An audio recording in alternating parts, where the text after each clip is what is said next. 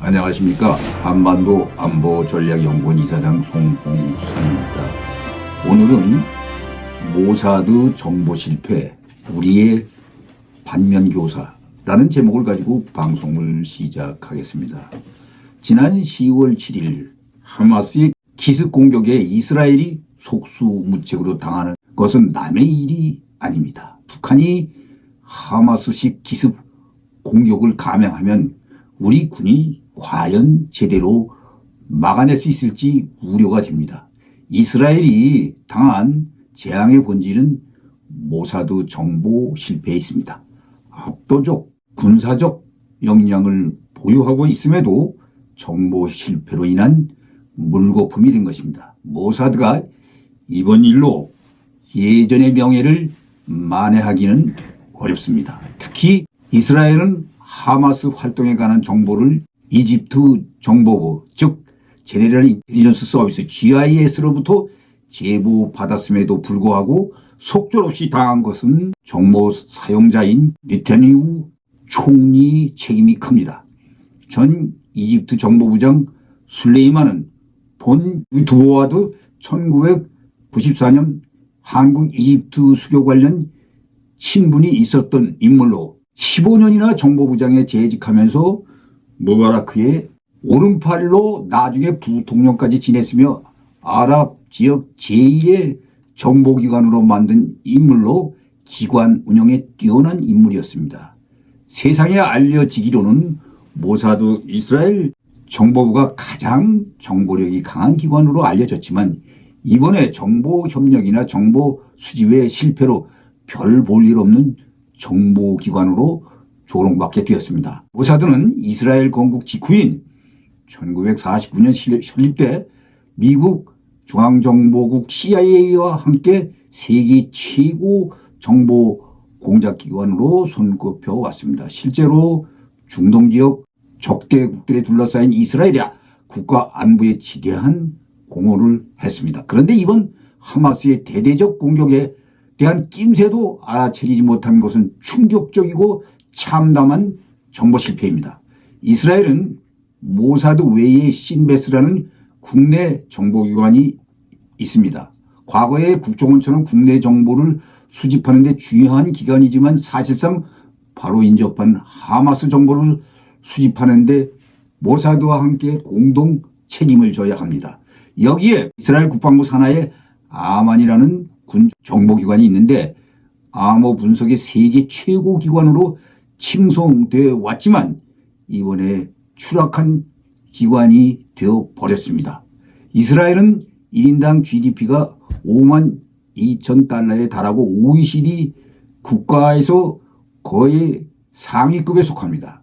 중동에서 유일한 핵 보유국인 군사강국입니다. 이런 나라가 군사적 공격을 받아 수백 명의 민간인 사망자를 본 것은 상상을 초월한 일입니다. 이와 대비되는 북한은 세계에서 손으로 꼽히는 불량 정권이고 무엇보다도 그간 천안함 폭침, 연평도 포격, 제1연평해전, DMZ, 목함질의 도발, 칼기 폭파 테러, 아웅산 테러, 무장공비 침투, 판문점 도끼 만행 사건 등 이루 헤아릴 수 없는 도발을 감행했습니다.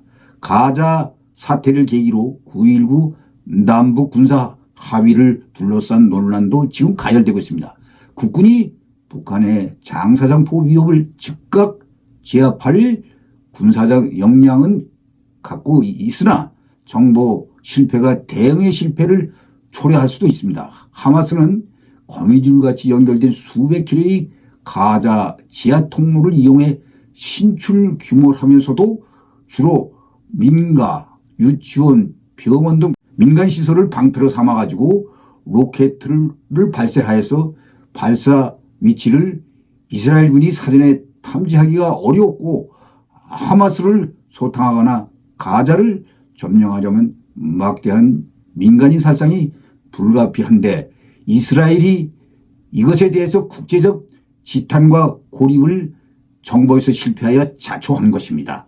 여기에 북한이 중동 지역에 소총, 로켓, 땅굴 기술에 이어 화학무기까지 지원하고 있다는 첩보도 있습니다. 하마스가 지난 10월 7일 이스라엘 기습 공격에 사용한 무기 10%가 북한산으로 추정된다고 이스라엘이 최근 발표했습니다. 이스라엘 베긴 사다트 전략연구센터의 알론 레프코비츠 연구위원은 지난달 미국의 소리와 화상 인터뷰에서 헤즈볼라의 화학 무기가 반입됐다는 징후가 있다는 정보와 함께 큰 우려를 제기했습니다. 이로 볼 때 대북 정보가 더욱 필요한 시점이 지금입니다.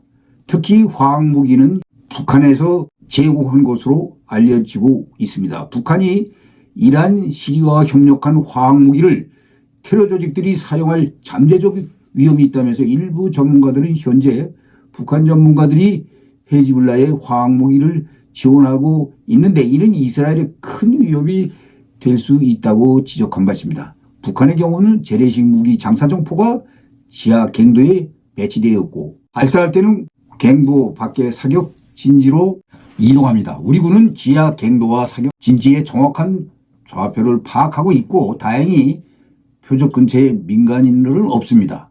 현재 전력화가 진행 중인 초정밀 전술 지대지 미사일이 배치가 완료되면 일거의 갱도 입구를 파악하고 갱도 입구 내에 북한 포병을 괴멸할 수 있습니다. 이미 사격 진지로 나온 장사정포는 재장전을 위해 갱도 진지로 돌아가지 못하며 우리 군의 포격에 무방비로 노출됩니다. 북한이 장사정포로 수도권을 포격하는 것은 전면전을 의미하므로 핵미사일을 두고 굳이 장사정포로 전면전을 개시할 이유도 없고 재래식 포격전이 핵전쟁으로 확대될 위험성도 배제할 수가 없습니다.